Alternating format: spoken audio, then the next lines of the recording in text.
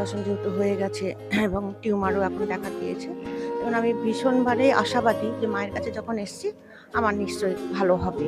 এই আশা নিয়েই আমি এসছি এবং আমার মনে হয় যাদের কোনো সমস্যা শুনছি তাদেরকে মনে হচ্ছে যে এখানে একটু পাঠাই, হয়তো তারাও সমস্যার সমাধান পেয়ে যাবে।